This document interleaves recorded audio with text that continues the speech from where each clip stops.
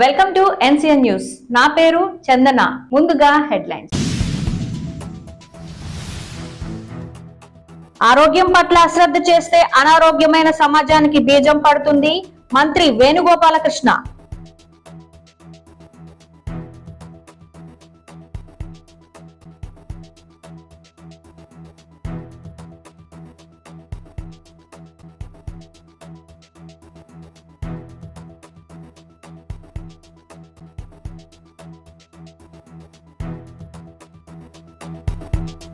ఆరోగ్యం పట్ల అశ్రద్ధ వహిస్తే అనారోగ్య సమాజానికి బీజం పడుతుందనే భావనతో ఆరోగ్యవంతమైన సమాజం కొరకు ప్రతి ఒక్కరిలో ఆరోగ్యం పట్ల అవగాహన శ్రద్ధను పెంచే విధంగా రాష్ట్ర ముఖ్యమంత్రి వైఎస్ జగన్మోహన్ రెడ్డి దేశంలో ఎక్కడా లేని విధంగా రాష్ట్రంలో జగనన్న ఆరోగ్య సురక్ష పథకాన్ని ప్రవేశపెట్టారని, ఈ అవకాశాన్ని ప్రతి ఒక్కరూ సద్వినియోగం చేసుకోవాలని జిల్లా ఇన్ఛార్జ్ మంత్రి బీసీ సంక్షేమం, రాష్ట్ర సమాచార పౌర సంబంధాలు, సినిమా ఆటోగ్రఫీ శాఖ మంత్రి మరియు రాజమండ్రి రూరల్ నియోజకవర్గం కోఆర్డినేటర్ చెల్లుబోయిన శ్రీనివాస వేణుగోపాలకృష్ణ అన్నారు. స్వచ్ఛత మన బాధ్యత గుడ్ మార్నింగ్ కార్యక్రమంలో భాగంగా రాజమండ్రి 17వ వార్డు శంభునగర్ లోని పట్టణ ఆరోగ్య కేంద్రంలో నిర్వహిస్తున్న జగనన్న ఆరోగ్య సురక్ష కార్యక్రమంలో జిల్లా ఇన్ఛార్జ్ మంత్రి చెల్లుబోయిన శ్రీనివాస వేణుగోపాలకృష్ణ పాల్గొని ఆసుపత్రికి వచ్చే రోగులకు అందిస్తున్న వైద్య సేవలపై వైద్యాధికారిని అడిగి తెలుసుకున్నారు. ఈ సందర్భంగా మంత్రి వేణుగోపాలకృష్ణ మాట్లాడుతూ ప్రజారోగ్య సంరక్షణే లక్ష్యంగా రాష్ట్ర ముఖ్యమంత్రి వైఎస్ జగన్మోహన్ రెడ్డి జగనన్న ఆరోగ్య సురక్ష కార్యక్రమాన్ని ప్రవేశపెట్టారన్నారు.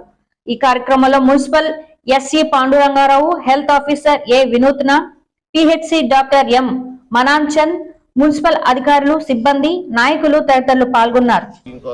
ఎంత దాచాడు జగనన్న? వాళ్ళ నాన్నగారు 22.5 lakhs, ఆయన 25 lakhs ఇచ్చినటువంటి మీరందరూ జగనన్న గురించి చెప్పాలి. ఆయన జీవితం ఎందుకంటే ఇప్పుడే ప్రారంభమైంది మన జీవితాల్లో మార్పు. పేదరికం శాపం, లేదా పేదరికం రోగం అయితే రోగం తగ్గడం మొదలెట్టింది, శాపం అయితే బయటికి వెళ్ళడం మొదలెట్టింది. ఇది జగనన్న గురించి చర్చ జరగాలి.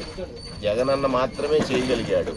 ఈ వచ్చేసారి మళ్ళీ మొదలుపెట్టారు ఎవరు?